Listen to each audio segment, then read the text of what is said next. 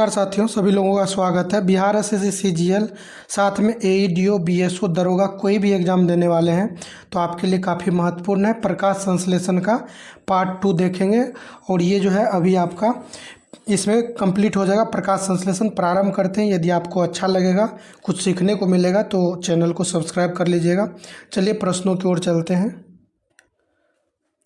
आज का पहला टॉपिक है पादप पोषण, यानी प्लांट का न्यूट्रिशन जो है इसको देखेंगे। पादपों में पोषण की कितनी विधियां पाई जाती है, पहला प्रश्न है कि जो पादप है इसमें पोषण की कितनी विधियां पाई जाती है। तो टोटल जो है 2 विधियां हैं, एक स्वपोषी है, एक परपोषी है। ध्यान रखिएगा, स्वपोषी और परपोषी 2 प्रकार के प्लांट न्यूट्रिशन होता है। स्वपोषी पादप किसे कहते हैं? ऐसे जीव जो अपने भोज्य पदार्थ का निर्माण स्वयं करते हैं, जो अपना भोजन खुद बना लेते हैं, स्वयं बना लेते हैं, स्वपोषी कहलाते हैं। स्वपोषी पोषण किसमें पाया जाता है? तो सभी हरे पौधों, नील हरित शैवाल, कुछ जीवाणुओं तथा अधिकांश एक कोशिकीय जीवों में। जो एक कोशिकीय जीव होते हैं उसमें अधिकतर एक कोशिकीय जीवों में स्वपोषी होते हैं। तो हरे पौधों में, साथ में नील हरित शैवाल जो है, ये ध्यान रखिएगा। नील हरित शैवाल किस प्रकार के पादप है? स्वपोषी है, कुछ जीवाणु हैं। हरे पौधे क्या होते हैं? तो हरे पौधे स्वपोषी होते हैं। नील हरित शैवाल क्या होते हैं? वो भी स्वपोषी होते हैं। परपोषी पादप किसे कहते हैं? तो परपोषी पादप ऐसे जीव जो अपने भोज्य पदार्थ का निर्माण स्वयं नहीं कर पाते हैं बल्कि दूसरे जीवों से प्राप्त करते हैं, उसको परपोषी कहते हैं। और परपोषी पौधे कितने प्रकार के होते हैं? एक तो सहजीवी है, एक परजीवी है, एक मृतजीवी है और दूसरा जो है कीटभक्षी है। तो परपोषी पौधे के प्रकार कितना है? 4 है। एक सहजीवी है, परजीवी है, तीसरा जो है मृतजीवी है और कीटभक्षी पादप होते हैं। आगे सभी को विस्तार से देखेंगे। सहजीवी संबंध किसमें पाया जाता है? तो सहजीवी जो है परपोषी का प्रकार है। तो सहजीवी संबंध किसमें पाया जाता है? लाइकेन और शैवाल में जो संबंध है सहजीवी है। माइकोराइजा एक सहजीवी प्रबंधन किनके मध्य करता है? तो ध्यान दीजिएगा, अभी तक आप लोगों हो सकता है इसमें से बहुत लोग अभी तक सहजीवी संबंध के बारे में, लाइकेन और शैवाल के बारे में सुने होंगे, लेकिन माइकोराइजा भी एक सहजीवी संबंध प्रबंधन करता है। तो माइकोराइजा जो है कवक द्वारा पौधों के मध्य, यानी कवक और पौधों के मध्य जो सहजीवी संबंध है उसी को माइकोराइजा कहते हैं। तो ध्यान दीजिएगा, माइकोराइजा एक सहजीवी संबंध है कवक और पौधों के बीच का। लाइकेन और शैवाल के बीच जो है सहजीवी संबंध होता है। इधर कवक और पौधों के बीच जो सहजीवी संबंध है तो उसे माइकोराइजा कहते हैं। माइकोराइजा जड़ के साथ किसका सहजीवी संगठन पाया जाता है? माइकोराइजा जड़ के साथ किसका सहजीवी संगठन पाया जाता है? तो माइकोराइजा जड़ के साथ कवक का पाया जाता है। तो माइकोराइजा किसके साथ रहता है? कवक के साथ। परजीवी पौधा कौन सा है? अमरबेल, कस्क्यूटा, जो इसी को कस्क्यूटा कहते हैं, एक ये परजीवी पौधा होता है अमरबेल। अगला है पौधों में पानी किसके द्वारा पहुंचाया जाता है? तो पौधों में पानी पहुंचाने के लिए जाइलम उत्तरदायी होता है। जाइलम एक जटिल ऊतक है, ध्यान रखिएगा। जाइलम जो है एक कॉम्प्लेक्स टिश्यू है, इसी को जटिल ऊतक कहते हैं। संवहनी पौधों में पानी ऊपर किसके द्वारा जाता है? तो जो संवहनी पौधा है उसमें पानी ऊपर पहुंचता है जाइलम टिश्यू के द्वारा। पादपों में जल संवाहक ऊतक को क्या कहते हैं? तो जल संवाहक को जाइलम कहते हैं और जाइलम को हिंदी में दारू कहते हैं। तो ध्यान रखिएगा।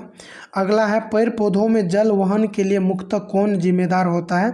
तो जल वहन के लिए जिम्मेदार होता है जाइलम, एक जटिल ऊतक है, ध्यान रखिएगा। जाइलम का प्रमुख कार्य क्या है? अवशोषित जल तथा खनिज लवण को पौधे के विभिन्न भागों तक पहुंचाने का काम करता है, जाइलम करता है। अगला है कौन सा जीवित ऊतक उच्च वर्गीय पौधों में जैव पोषक वाहक का कार्य करता है? तो कौन सा जीवित ऊतक उच्च वर्गीय पौधों में जैव पोषक वाहक, यानी पोषक तत्व यानी भोजन को पहुंचाने के लिए फ्लोएम उत्तरदायी है? पौधों में फ्लोएम मुख्यतः किसके लिए उत्तरदायी है? आहार वहन के लिए। फ्लोएम किसके लिए है? फ्लोएम जो है आहार वहन के लिए, ध्यान रखिएगा। पौधों में आहार वहन के लिए मुख्यतः कौन उत्तरदायी है? तो फ्लोएम। फ्लोएम क्या है? भोजन को पहुंचाने के लिए उत्तरदायी है।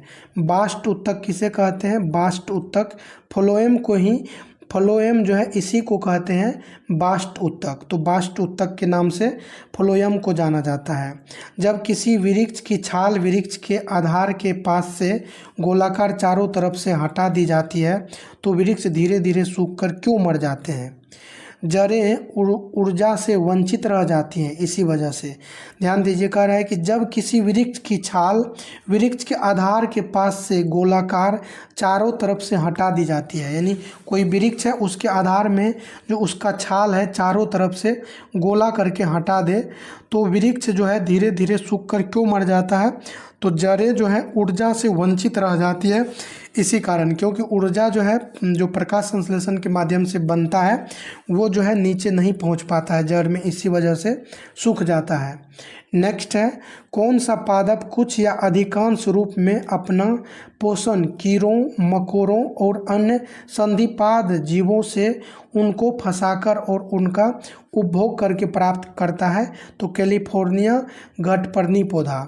ध्यान दीजिए, प्रश्न को कौन सा पादप है जो कुछ या अधिकांश रूप में अपना पोषण कीड़ों मकोड़ों या अन्य संधिपाद जीवों से उनको फंसाकर उनका उपभोग करके करता है? तो ये घटपर्णी जो है ये क्या करता है, ये मान लीजिए इस तरह से होता है, ऐसे ध्यान दीजिए, ये कैसे रहता है, ऐसे ये रहता है और यहाँ ऊपर से इसमें एक ढक्कन रहता है और जैसे ही इसमें कोई गया बस ये ऊपर से बंद हो जाता है। तो ये घटपर्णी क्या करता है, कीड़ों मकोड़ों और जो संधिपाद जीव है उसको फंसा करके अपना भोजन बनाता है। कैलिफोर्निया में घटपर्णी पौधा जो है ज़्यादा है। पराश्रित पौधों का उदाहरण है पराश्रित यानी पर पे दूसरे पे आश्रित है घटपर्णी पौधा। कीटभक्षी पौधे किस पोषक तत्व की कमी वाली मृदा में उगते हैं? जो कीटभक्षी पौधे होते हैं ये किस पोषक तत्व की कमी वाली मृदा में उगते हैं? तो जहाँ नाइट्रोजन की कमी है वहीं पे ये कीटभक्षी पौधे उगते हैं और अपना नाइट्रोजन कमी को पूर्ति करने के लिए वो कीट को खाते हैं। अगला है, पौधों में जो पोषण की विधियाँ हैं इसको समझिए। स्वपोषी होता है और दूसरा होता है परपोषी। स्वपोषी सभी हरे पौधे तथा बैंगनी लाल और हरे बैक्टीरिया, सभी हरे पौधे तो है ही, साथ में बैंगनी लाल और हरे बैक्टीरिया जो है स्वपोषी है। अब परपोषी में जो है, परपोषी में आ जाता है सहजीवी संबंध। परपोषी में सहजीवी, परजीवी, मृतजीवी और कीटभक्षी आते हैं। तो अब यहाँ समझिए सहजीवी में कौन कौन आते हैं। तो सहजीवी में लाइकेन आता है, लाइकेन और शैवाल। माइकोराइजा जो है कवक के साथ अपना सहजीवी संबंध बनाता है। परजीवी जो है ये पूर्ण होता है, या तो पूर्ण रूप से है या आंशिक रूप से होता है। मृतजीवी एगेरिकस और राइजोपस, ये क्या है, मृत जीवी है। एगेरिकस और राइजोपस क्या है, मृत जीवी है। कीटभक्षी में कौन कौन से आते हैं? नेपेंथिस पूछा जाता है निम्नलिखित में से कौन सा पौधा है, पादप है जो कीटभक्षी है? तो नेपेंथिस, ड्रोसेरा और डायोनिया। ध्यान रखिएगा, नेपेंथिस, ड्रोसेरा, साथ में डायोनिया है। एगेरिकस क्या है, मृत जीवी है और राइजोपस जो है ये भी मृत जीवी है। अगला प्रश्न देखिए, फसल लॉगिंग विधि क्या है? फसल लॉगिंग विधि क्या है? फसलों उत्पादन के लिए पोषक तत्वों की आवश्यकता जानने के लिए पौध विश्लेषण। फसल लॉगिंग क्या जो विधि है ये क्या है? तो फसलों उत्पादन के लिए पोषक तत्वों की आवश्यकता जानने के लिए पौधा विश्लेषण करना। ध्यान दीजिएगा। अगला है, पौधों के लिए कितने पोषक तत्व आवश्यक होते हैं जो हवा पानी और मृदा से प्राप्त होते हैं? तो पौधों के लिए टोटल 17 पोषक तत्व आवश्यक हैं जो कहाँ से प्राप्त होते हैं? हवा से, पानी से और मृदा से। पौधों के लिए कितने आवश्यक तत्व हैं? टोटल 17 हैं, हवा से, पानी से और मृदा से प्राप्त होते हैं। पौधों को मृदा से प्राप्त होने वाले पोषक तत्वों में कितने वृहद पोषक तत्व होते हैं? तो मृदा से प्राप्त होने वाले पोषक तत्वों में कितने वृहद हैं? तो टोटल 9 है वृहद। अगला है, पौधों को मृदा से प्राप्त होने वाले पोषक तत्वों में कितने सूक्ष्म है? तो 9 वृहद है और 8 जो हो जाएगा, यानी टोटल 17 चाहिए। तो 9 वृहद है, वृहद मात्रा में 9 का चाहिए और कम मात्रा में 8 का चाहिए। अगला है, पौधों के लिए प्राथमिक पोषक तत्वों के रूप में ज्ञात तत्व कौन सा है? यानी पौधा जो है इसके लिए प्राथमिक पोषक तत्व में क्या क्या चाहिए। तो NPK आप लोग सुने होंगे, NPK नाइट्रोजन, फास्फोरस और के मतलब पोटेशियम। तो ध्यान रखिए पौधों के लिए जो प्राथमिक पोषक तत्व है इसमें NPK आता है, नाइट्रोजन, फास्फोरस और पोटेशियम, ये जो है प्राथमिक पोषक तत्व है। क्रांतिक तत्व कौन सा है, तो नाइट्रोजन, फास्फोरस और ये पोटेशियम, ये यही NPK को कहते हैं क्रांतिक तत्व कहते हैं। तो आपसे पूछा जा सकता है क्रांति तत्व में जो क्रांतिक तत्व है इसमें कौन से शामिल नहीं है, तो नाइट्रोजन, फास्फोरस और पोटेशियम के अलावा यदि कोई देगा तो फिर वो जो है आपका उत्तर होगा। अगला देखते हैं, पादपों से मिट्टी में अवशोषित किया गया नाइट्रेट किस में परिवर्तित हो जाता है।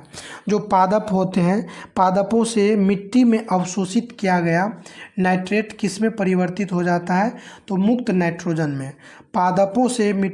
पादपों से मिट्टी में अवशोषित किया गया नाइट्रेट किस में परिवर्तित होता है, मुक्त नाइट्रोजन में। पौधों में प्रोटीन तथा न्यूक्लिक अम्ल के निर्माण में कौन सा तत्व मुख्य रूप से उत्तरदायी होता है, तो पौधों में प्रोटीन तथा न्यूक्लिक अम्ल के निर्माण में कौन सा तत्व मुख्य रूप से उत्तरदायी है, नाइट्रोजन। मिट्टी में नाइट्रोजन स्थिरीकरण को कौन प्रेरित करता है, तो जीवाणु जो है इसको प्रेरित करता है। नाइट्रोजन स्थिरीकरण एक प्रक्रिया है जिसमें आणविक नाइट्रोजन किस में रूपांतरित होता है, तो नाइट्रोजन स्थिरीकरण एक प्रक्रिया है जिसमें आणविक नाइट्रोजन अमोनिया में रूपांतरित हो जाता है। नाइट्रोजन स्थिरीकरण एक प्रक्रिया है जिसमें आणविक नाइट्रोजन अमोनिया में रूपांतरित हो जाता है। सिम्बोटिक जीवाणु जो कि वातावरणीय नाइट्रोजन के स्थिरीकरण के लिए उत्तरदायी है किस में पाया जाता है, तो सिम्बोटिक जीवाणु जो है वातावरणीय नाइट्रोजन को के स्थिरीकरण के लिए उत्तरदायी है, ये मटर में पाया जाता है। अगला है, पादपों में कोशिकाओं के निर्माण तथा फसलों की परिपक्वता में किस तत्व की महत्वपूर्ण भूमिका होती है, फास्फोरस की। पादपों में कोशिकाओं के निर्माण तथा फसलों की परिपक्वता में किस तत्व की महत्वपूर्ण भूमिका होती है, तो ये फास्फोरस की इसमें महत्वपूर्ण भूमिका होती है। पौधों की वृद्धि में किस तत्व की महत्वपूर्ण भूमिका होती है, पोटेशियम। जो पौधा है उसके वृद्धि में किसकी महत्वपूर्ण भूमिका है, पोटेशियम। तो पौधा ऐसे ध्यान रखिए, पौधा जो है पटपट बढ़ता है, पटपट मतलब जल्दी जल्दी बढ़ता है, तो पौधों की वृद्धि में किस तत्व की महत्वपूर्ण भूमिका होती है, तो कैसे बढ़ता है, पटपट, यानी पोटेशियम की महत्वपूर्ण भूमिका है। पादपों में कोशिकाओं के निर्माण तथा फसलों की परिपक्वता में किस तत्व की, यानी पादप जो होते हैं उसमें कोशिकाओं के निर्माण और फसल की परिपक्वता में फास्फोरस की महत्वपूर्ण भूमिका होती है। अगला है, कौन सा तत्व क्रोमोसोम के निर्माण, वसा के संश्लेषण तथा कार्बोहाइड्रेट एवं एमिनो अम्ल के परिवहन में सहायक होता है। कौन सा तत्व है जो क्रोमोसोम के निर्माण में सहायक होते हैं, तो कैल्शियम। क्रोमोसोम के निर्माण, वसा संश्लेषण तथा कार्बोहाइड्रेट एवं एमिनो अम्ल के परिवहन में सहायक होता है, तो ये है कैल्शियम। तो इसका क्या क्या कार्य है, क्रोमोसोम के निर्माण में, वसा के संश्लेषण तथा कार्बोहाइड्रेट एवं एमिनो अम्ल के परिवहन में सहायक होते हैं कैल्शियम। कौन सा तत्व पौधों में प्रोटीन तथा जीवद्रव्य के निर्माण में महत्वपूर्ण भूमिका निभाता है। जो पौधा होता है उसमें प्रोटीन तथा जीवद्रव्य के निर्माण में सल्फर महत्वपूर्ण भूमिका निभाता है।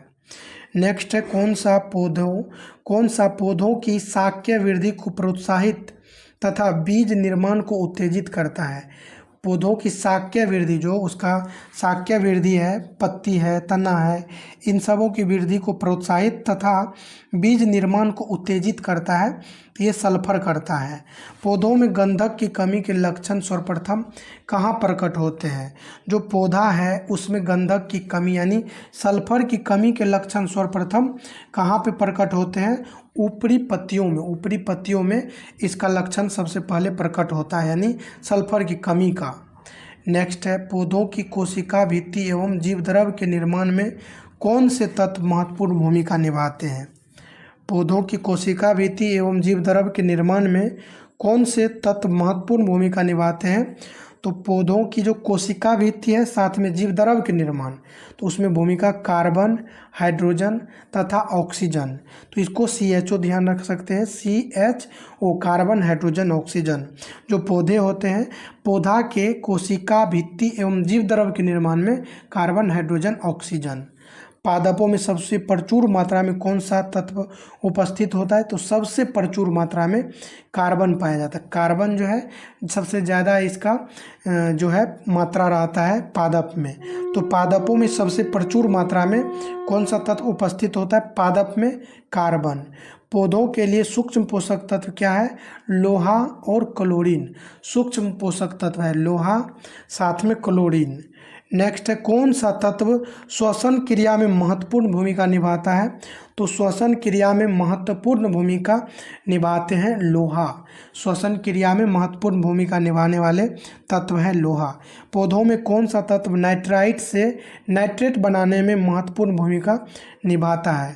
पौधों में कौन सा तत्व नाइट्राइट से नाइट्रेट बनाने में महत्वपूर्ण भूमिका निभाता है? तो मैग्नीज। नाइट्राइट से नाइट्रेट बनाने में महत्वपूर्ण भूमिका निभाता है मैग्नीज। श्वसन के लिए क्रिया में महत्वपूर्ण है लोहा। चलिए नेक्स्ट देखते हैं। अगला प्रश्न है, कौन सा पोषक तत्व दलहनी फसलों में गांठ के गठन के लिए आवश्यक होता है? तो दलहनी फसलों में गांठ जो होता है, गांठ बनाने के लिए बोरोन आवश्यक होता है, बोरोन। पौधों में वे कार्बोहाइड्रेट जिन्हें तुरंत उपयोग नहीं किया जाता है उन्हें किस रूप में संग्रहित किया जाता है? तो वे कार्बोहाइड्रेट जिन्हें तुरंत उपयोग नहीं किया जाता है उसको जो है स्टार्च के रूप में जो है संग्रहित करके रखा जाता है। पौधे प्रोटीन का संश्लेषण किसके माध्यम से करते हैं? तो पौधों में जो प्रोटीन का संश्लेषण होता है एमिनो अम्ल के माध्यम से किया जाता है। पौधे प्रोटीन का संश्लेषण किसके माध्यम से करते हैं? एमिनो अम्ल के माध्यम से प्रोटीन का संश्लेषण करते हैं। कौन सा जीव अपना भोजन अकार्बनिक पदार्थों से निर्मित करता है? तो रबर का पौधा। कौन सा जीव है जो अपना भोजन अकार्बनिक पदार्थों से निर्मित करता है, यानी खुद का भोजन अकार्बनिक पदार्थों से बनाता है? तो ये रबर है जो अपना भोजन अकार्बनिक पदार्थों से बनाता है। जलीय जीवों का प्रमुख खाद्य स्रोत क्या है? तो जलीय जीव जो जल में रहने वाले जीव हैं उसका प्रमुख खाद्य स्रोत है पादप प्लवक, पादप प्लवक। अब यहाँ ध्यान से देखिए, पोषक तत्व हैं और इधर जो है पोषक तत्व को दो भागों में वृहद पोषक तत्व और सूक्ष्म पोषक तत्व, यहाँ से जो है प्रश्न बार बार पूछा जाता है। वृहद पोषक तत्व कौन कौन से हैं? तो नाइट्रोजन है, ध्यान से यहाँ देखिए, वृहद पोषक तत्व में कौन कौन आता है? नाइट्रोजन आता है, nitrogen, phosphorus, phosphorus, potassium, calcium, magnesium, sulphur, carbon और हाइड्रोजन। साथ में उसके बाद क्या आएगा? ऑक्सीजन आएगा, ऑक्सीजन आएगा। तो इसको देखिए कैसे याद रखेंगे, ध्यान से आप देखिए। नाइट्रोजन है, फास्फोरस है, ये सब क्या है? बृहद पोषक तत्व है। पोटेशियम है, कैल्शियम है, मैग्नीशियम है, सल्फर है, कार्बन है, हाइड्रोजन है और ऑक्सीजन है। तो यहाँ ध्यान दीजिए, कार्बन को क्या कहेंगे? C, और हाइड्रोजन को H कहेंगे, ऑक्सीजन को O कहेंगे, फास्फोरस को P कहेंगे, नाइट्रोजन को N कहेंगे और पोटेशियम को K कहेंगे। ठीक है, 54 CHOPN, 54 K बच गया क्या? मैग्नीशियम और sulphur, sulphur 54 K MS, 54 K MS। ऐसे ध्यान रखिए, यहाँ देखिए 1 2 3 4 5 6 7 8 9 हो गया। तो 1 2 3 4 5 6 7 8, एक जो है इसमें कोई छूट रहा है, तो छूट कुछ नहीं रहा है। 54 K MS ध्यान रखना है, जो ये बृहद पोषक तत्व है 54 K MS, CHOPN K MS, 54 K MS, 54 K MS, CHOPN K MS। ऐसे ध्यान रखिएगा 54 K MS। तो C से कार्बन हो जाएगा आपका, C से क्या हो जाएगा? कार्बन हो जाएगा और C से हो जाएगा कैल्शियम। तो कार्बन, कैल्शियम, H से हाइड्रोजन, O से ऑक्सीजन, P से फास्फोरस, N से नाइट्रोजन, K से पोटेशियम, M से मैग्नीशियम और S से सल्फर। तो 54 kms ये हो गया बृहद। टोटल 9 आया और बृहद वाला 9 है और जो कम मात्रा में ज़रूरत है उसका संख्या 8 है। तो इसको ऐसे ध्यान रख लीजिए 54 kms। इसके अलावा जो बच जाएगा वो जो है सूक्ष्म पोषक तत्व होगा। 54 kms पौधों के जो है वृद्धि के लिए टोटल कितना तत्व चाहिए? 17 चाहिए, जिसमें बृहद रूप से 9 की ज़रूरत है और जो कम मात्रा में है उसमें 8 आता है। तो 9 8 17 हो गया। और बृहद वाले को कैसे ध्यान रखेंगे? 54 kms। 54 kms इसको कहीं पे आप अपने रूम में लिख दीजिए। बृहद पौधों में बृहद मात्रा में पाए जाने वाले तत्व या पौधों को बृहद मात्रा में आवश्यक जिस तत्व का होता है उसका ट्रिक ध्यान रखना है। 54 kms। 54 मतलब C से कार्बन, कैल्शियम, H से हाइड्रोजन, ऑक्सीजन, P से फास्फोरस, N से नाइट्रोजन, K से पोटेशियम, M से मैग्नीशियम, S से सल्फर। ये ध्यान रख लेना। इसके अलावा जो बच जाएगा वो हो जाएगा कम मात्रा में। तो कम मात्रा वाला कौन सा है? आयरन है, मैग्नीज है, बोरोन है, जिंक है, कॉपर, मॉलिब्डेनम है, क्लोरीन है और निकेल है। तो 54 kms ध्यान रखिएगा बृहद मात्रा में। 54 kms। C से आपको कार्बन, कैल्शियम, H से हाइड्रोजन, O से ऑक्सीजन, P से फास्फोरस, N से नाइट्रोजन, K से पोटेशियम, MS मैग्नीशियम और सल्फर। ये बृहद मात्रा में चाहिए। आयरन कम मात्रा में चाहिए, मैग्नीज कम में, बोरॉन कम मात्रा में चाहिए, जिंक भी कम चाहिए, कॉपर कम चाहिए, मॉलिब्डेनम, क्लोरीन और निकेल ये सब कम मात्रा में पौधों को चाहिए। अगला है पादपों में पोषक तत्वों की कमी से होने वाले प्रमुख रोग। काफ़ी महत्वपूर्ण है। जो पादप होते हैं उसमें पोषक तत्वों की कमी से कौन से पोषक तत्व से कौन से का ज़रूरत होगा? यहाँ ध्यान दीजिए, जिंक जो है ये सूक्ष्म पोषक तत्व है। ध्यान दीजिए, यहाँ भी याद आते रहेगा। जिंक क्या है? सूक्ष्म पोषक तत्व है। तो जिंक जो है, जिंक की कमी जब हो जाएगा तो धान में खेरा रोग हो जाता है। तो पूछा जाता है धान का खेरा रोग किसके कमी से होता है? तो जिंक या जस्ता के कमी से होता है। जिंक क्या है? सूक्ष्म पोषक तत्व है। मटर का जो मार्च रोग होता है मैग्नीज की कमी से होता है और मैग्नीज भी एक क्या है? सूक्ष्म पोषक तत्व है। मैग्नीशियम बृहद है जबकि मैग्नीज सूक्ष्म है। तो मटर में मार्च रोग मैग्नीज की कमी से। फूल गोभी का जो होता है व्हिपटेल रोग, फूलगोभी का व्हिपटेल रोग मॉलिब्डेनम की कमी से होता है और मॉलिब्डेनम सूक्ष्म पोषक तत्व है। नींबू का डायबेक रोग, नींबू में जो डायबेक रोग होता है ये तांबा या कॉपर की कमी से। यही मनुष्य में देखेंगे तो तांबा के ये कमी से क्या होता है? तांबा नहीं, सीमेंट फैक्ट्री वाले में होता है विल्सन। चलिए नेक्स्ट, इसको ध्यान रखिए। नींबू का डायबेक रोग तांबा की कमी से होता है, ये भी सूक्ष्म पोषक तत्व है। नेक्स्ट है आम का लिटिल लीफ रोग। आम को देखे होंगे आप लोग, एकदम जस्ता में लगा के रखा जाता है, ऐसे करके आम को ऐसे करके एक दूसरे के ऊपर रखा जाता है। तो इसको कहते हैं जस्ता में लगा के, यानी एक के ऊपर एक। तो आम का लिटिल लीफ रोग जो है जस्ता की कमी से होता है। जस्ता भी सूक्ष्म पोषक तत्व है। नींबू का लिटिल लीफ, नींबू जस्ते की कमी से। और मक्का में सफ़ेद कली रोग जो होता है ये भी जस्ता की कमी से होता है, जिंक की कमी से। फूल गोभी में ब्राउनिंग रोग जो होता है बोरोन की कमी से। और चुकंदर का हॉट रोट रोग बोरोन की कमी से। फूल गोभी में ब्राउनिंग बोरोन, चुकंदर का हॉट रोट रोग बोरोन की कमी से होता है। नेक्स्ट है पौधों में जो अनुकूलन होता है, इसको ध्यान से देखिए। जल में उगने वाले या तैरने वाले पौधे क्या कहलाते हैं? तो जलोद्भिद। जो पौधा जल में उगता है या तैरता है, हाइड्रोफाइट्स, इसी को जलोद्भिद कहते हैं। लवणीय जल में उगने वाले पौधे क्या कहलाते हैं? तो हेलोफाइट्स या लवणोद्भिद। नमक युक्त मिट्टी में उगने वाले पौधे को क्या कहते हैं? लवणोद्भिद, होलोफाइट्स। खारे पानी में उगने वाले पौधों को क्या कहते हैं? हेलोफाइट्स। जो खारे पानी में उगने वाले पौधे हैं उसको क्या कहते हैं? हेलोफाइट्स। ऐसे ध्यान रखिए, कोई आदमी खड़े हैं, आप उसको कह रहे हेलोफाइट्स करोगे, हेलोफाइट्स। तो खड़े हैं तो खारे पानी में हेलोफाइट्स ध्यान रखिएगा। खारे पानी में उगने वाले को क्या कहते हैं? हेलोफाइट्स। अगला प्रश्न है कुछ पौधों जैसे राइजोफोरा जो अनूप क्षेत्रों में उगते हैं, इसमें बहुत सी मूल भूमि से ऊपर वायु में निकलती है। ऐसी मूल को क्या कहते हैं? श्वसन मूल कहते हैं। ध्यान दीजिए, कुछ पौधों जैसे राइजोफोरा जो अनूप क्षेत्रों में उगते हैं, इसमें बहुत सी मूल भूमि से ऊपर वायु में निकलती है और ऐसी मूल को श्वसन मूल कहते हैं। और ये जो निकलता है ना मूल श्वसन करने के लिए, श्वसन करने वाली जड़ें किस में पाई जाती है? तो मैंग्रोव पौधा जो है इसमें श्वसन करने वाली जड़ें पाई जाती है मैंग्रोव पौधा में। सूखे या शारीरिक रूप से सूखे आवास में जीने के लिए अनुकूलित पौधों को क्या कहा जाता है? मरुद्भिद कहते हैं। मरुस्थल में उगने वाले पौधों को क्या कहते हैं? जीरोफाइट कहते हैं। मरुभूमि के अधिकतर पादप क्या होते हैं? तो मरुभूमि के अधिकतर पादप जो होते हैं मांसल होते हैं। मरुभूमि के अधिकतर पादप क्या होते हैं? मांसल होते हैं। रेगिस्तानी पौधों की बाह्य त्वचा में किसकी एक मोटी परत पाई जाती है? जो रेगिस्तानी पौधे हैं उसके बाह्य त्वचा में क्यूटिन के एक मोटी परत पाई जाती है।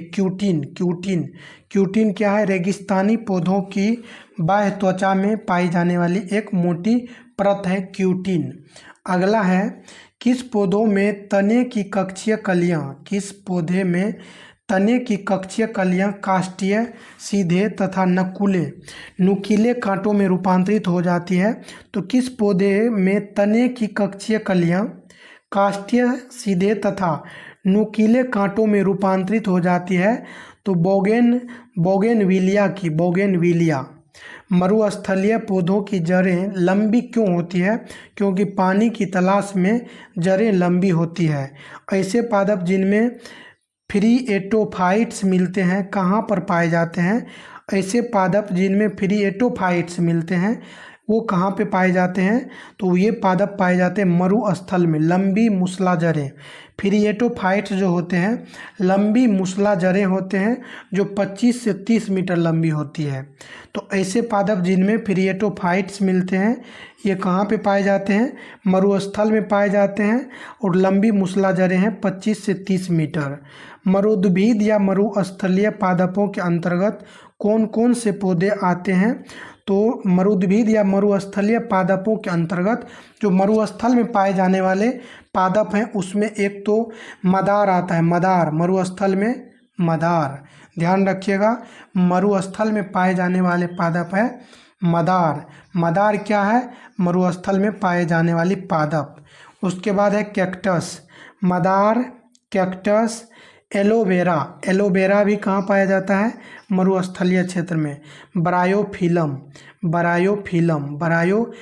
इसी को फिर बरायोफिलम को ही पत्थर चट्टा भी कहते हैं। तो मदार, कैक्टस, एलोवेरा, बरायोफिलम ये सभी मरुस्थलीय पादप हैं। मदार, कैक्टस, एलोवेरा, बरायोफिलम। एपीफाइट्स वे पौधे हैं जो अन्य पौधों पर निर्भर हैं। तो यांत्रिक अवलंबन के लिए जो निर्भर हैं उसी को कहते हैं एपीफाइट्स। किसमें? होस्टोरिया या चूसने वाली जड़ें पाई जाती है। तो किसमें? होस्टोरिया को ही कहते हैं चूसने वाली जड़ें। अमरबेल में पाई जाती है होस्टोरिया या चूसने वाली जड़ें। चट्टान पर उगने वाले पादप को क्या कहते हैं? तो सेलोद्भिद कहते हैं या इसी को कहते हैं लिथोफाइट्स। सेलोद्भिद या लिथोफाइट्स।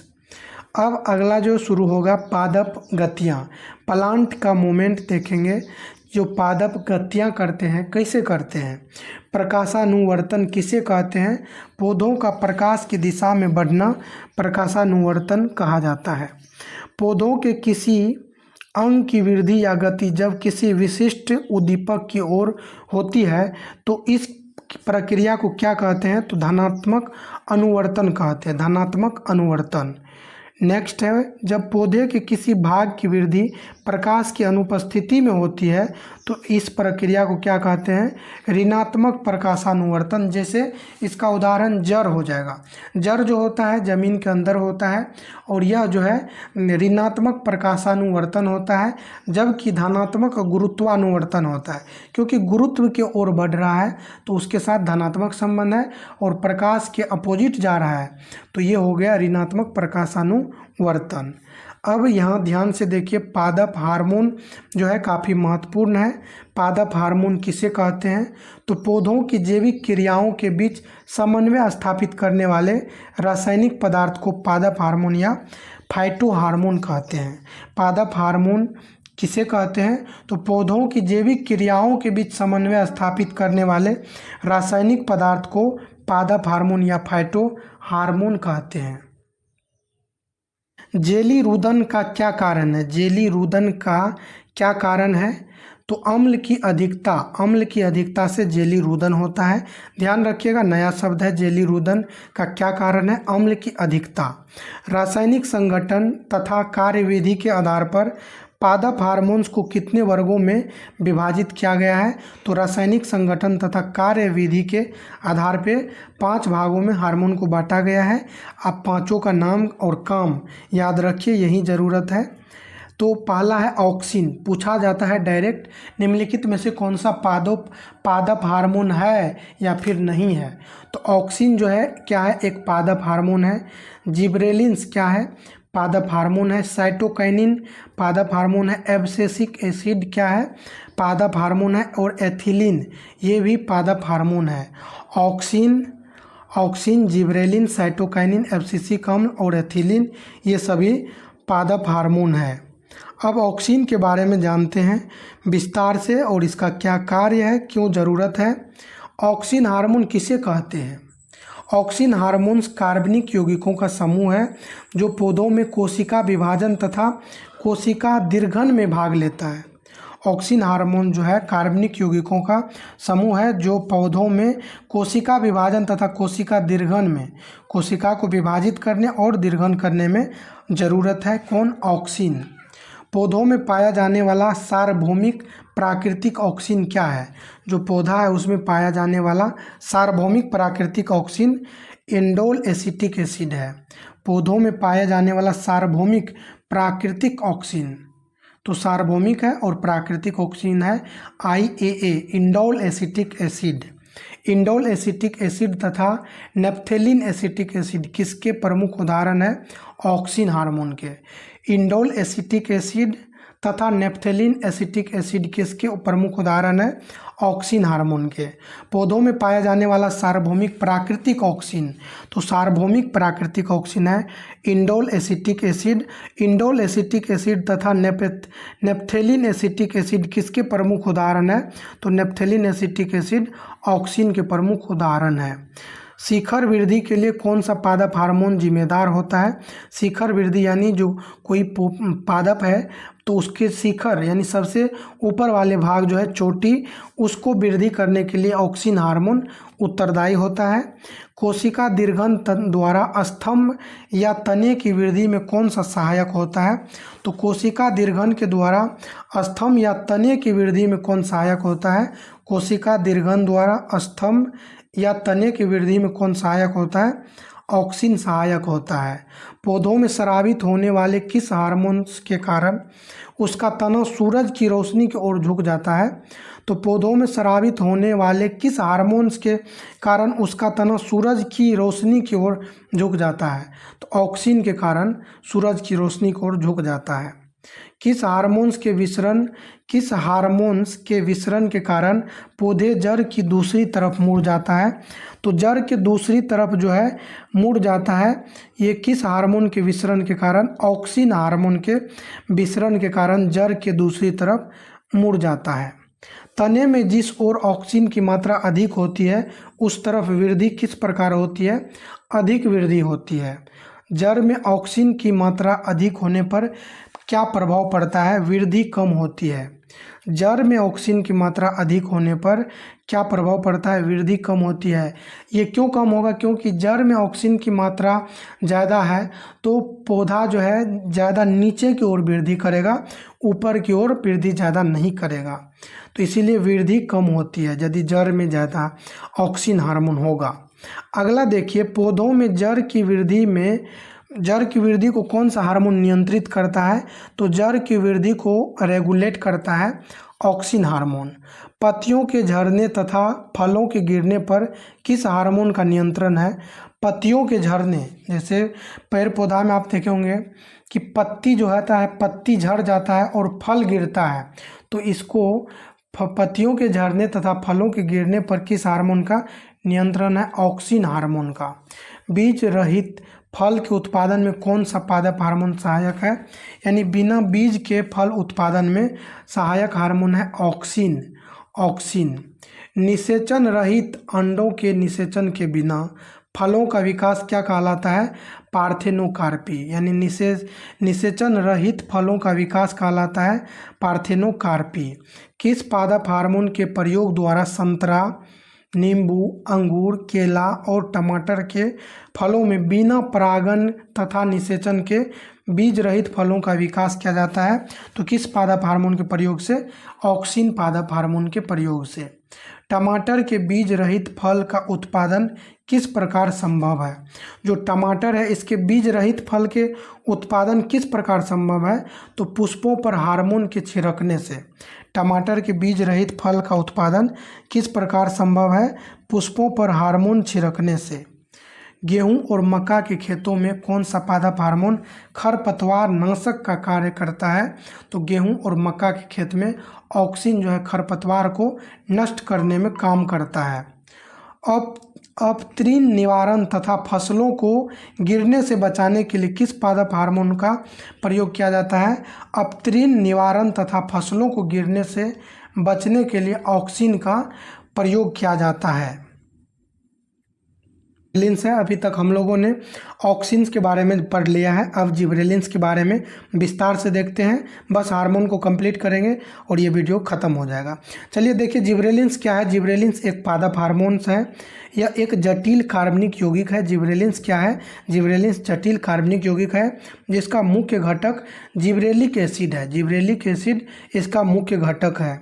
कौन सा पादप हार्मोन्स बीजों की सुषुप्ता अवस्था को भंग करके उन्हें अंकुरित होने के लिए प्रेरित करता है? तो बीज की सुषुप्त अवस्था को भंग करके अंकुरित करने के लिए जिब्रेलिन्स आवश्यक है। बीजों की सुषुप्ता अवस्था तोड़ने वाला हार्मोन कौन सा है? तो जिब्रेलिन तथा साइटोकाइनिन। जिब्रेलिन के साथ साइटोकाइनिन है जो बीजों की सुषुप्ता अवस्था को तोड़ता है। अगला है कोशिका विभाजन तथा कोशिका दीर्घन द्वारा तने को लंबा बनाने का कार्य कौन सा पादप हार्मोन करता है? जो जिब्रेलिन।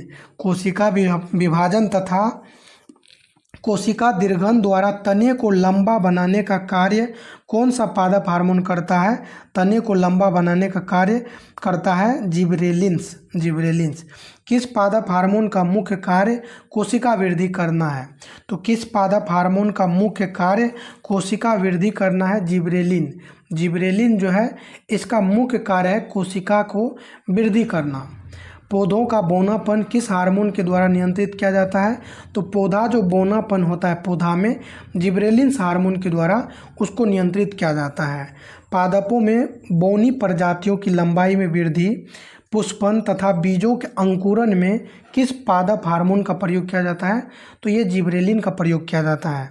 यानी कोई भी पौधा है उसमें बौनी प्रजातियों की लंबाई में वृद्धि, पुष्पन तथा बीजों के अंकुरन में जो पादप हार्मोन प्रयोग करते हैं उसी को कहते हैं जिब्रेलिन। अब एक नया हार्मोन है साइटोकाइनिन। दो हार्मोन कंप्लीट हो गया। साइटोकाइनिन के बारे में पढ़ते हैं। साइटोकाइनिन क्या है? तो साइटोकाइनिन एक पादप हार्मोन है। इसकी प्रकृति क्षारीय होती है, ध्यान रखिएगा, काफ़ी महत्वपूर्ण है। साइटोकाइनिन क्या है? तो साइटोकाइनिन एक प्लांट हार्मोन है, पादप हार्मोन है और इसकी प्रकृति जो होती है क्षारीय होती है। साइटोकाइनिन पादप हार्मोन है, प्रकृति कैसी होती है? क्षारीय। साइटोकाइनिन इसकी प्रकृति कैसी होती है? क्षारीय। किसे फाइटोकाइनिन भी कहते हैं? किसे फाइटोकाइनिन भी कहते हैं?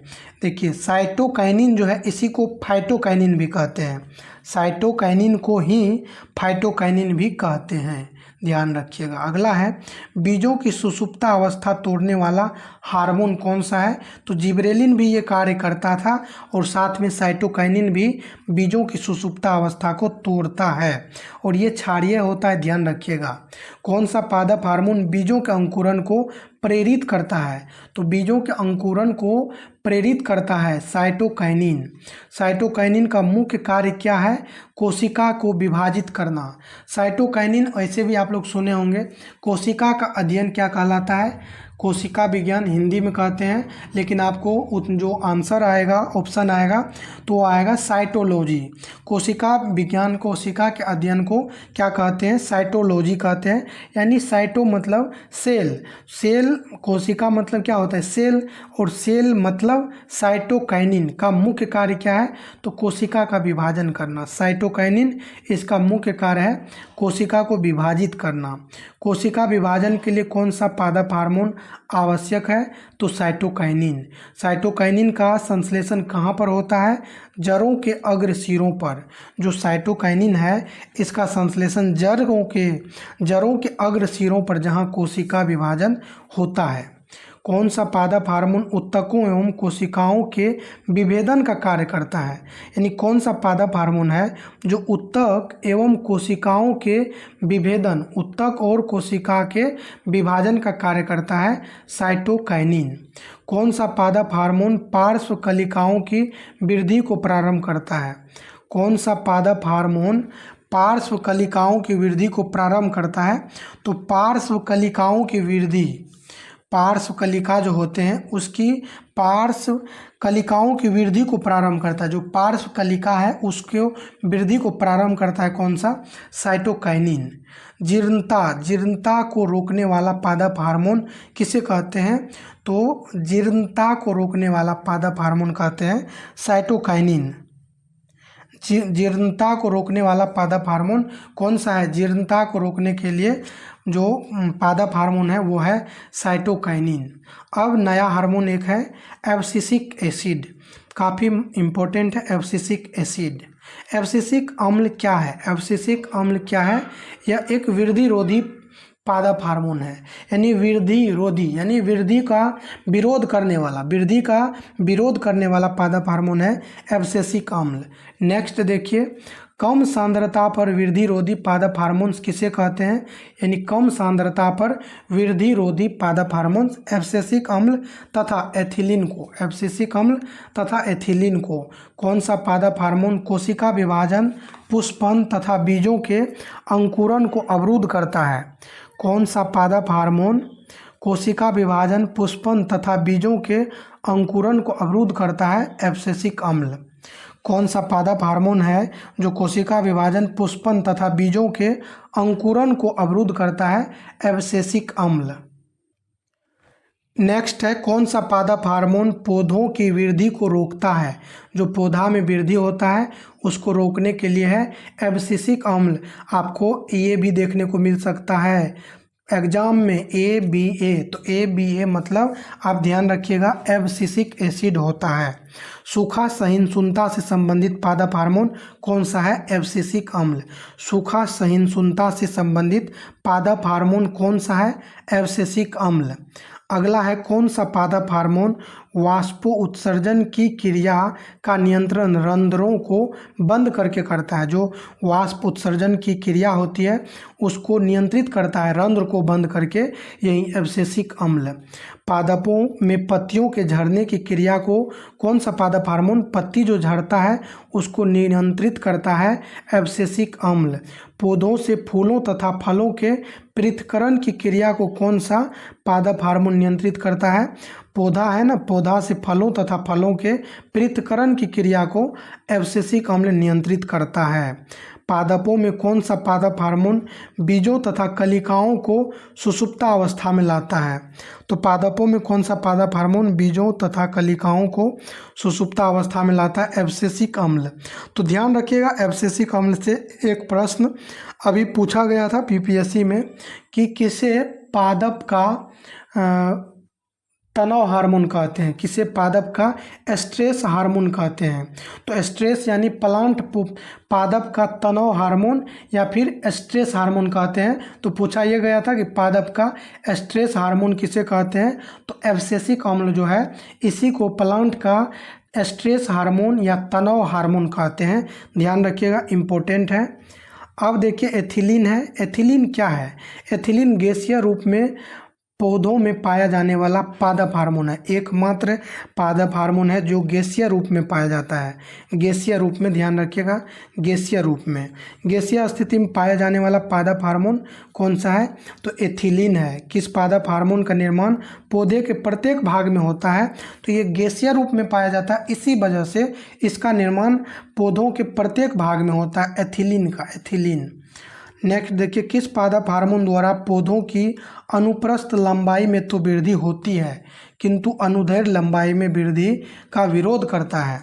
यानी कौन सा पादप हार्मोन है जो पौधों की अनुप्रस्थ लंबाई में तो वृद्धि करते हैं किंतु अनुदैर्घ्य लंबाई में वृद्धि का विरोध करते हैं?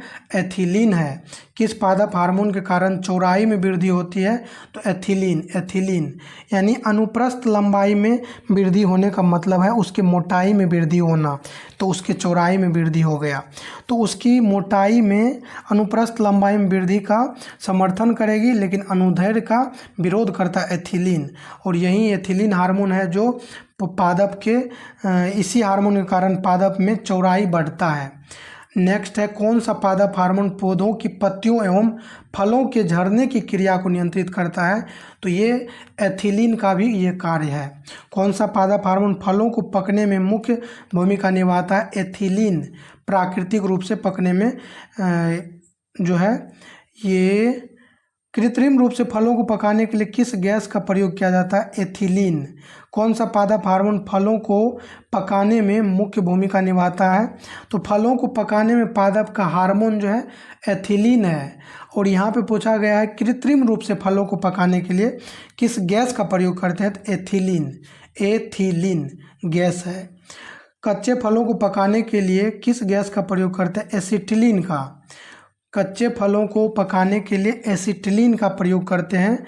1955 में एसिटिलीन के प्रयोग पर प्रतिबंध लगा दिया गया था, ध्यान रखिएगा। फ्लोरिजेंस के बारे में देख लीजिए, ये भी पादप हार्मोन है। फ्लोरिजेंस क्या है? एक पादप हार्मोन है, इसे फूल खिलाने वाला हार्मोन भी कहते हैं। किस पादप हार्मोन द्वारा फूलों का खिलना नियंत्रित होता है? फ्लोरिजेंस के द्वारा। फूल खिलाने वाला पादप हार्मोन किसे कहते हैं? फ्लोरिजेंस को कहते हैं। पादपों के किस भाग में फ्लोरिजेंस का संश्लेषण होता है? तो पादप की जो पत्ती है, पत्ती में, ध्यान रखिएगा, पादपों के किस भाग में फ्लोरिजेंस का संश्लेषण होता है? तो पत्तियों में फ्लोरिजेंस का संश्लेषण होता है। अब जो है ये प्रकाश संश्लेषण टॉपिक आपका कंप्लीट हो गया है। अब जो प्रारंभ करेंगे नया टॉपिक है, नया टॉपिक को प्रारंभ करेंगे और इसका नाम है पौधों में जनन। पौधों में जनन को प्रारंभ करेंगे और ये भी काफ़ी इम्पोर्टेंट है, इसको भी आप लोग ध्यान से देखिएगा।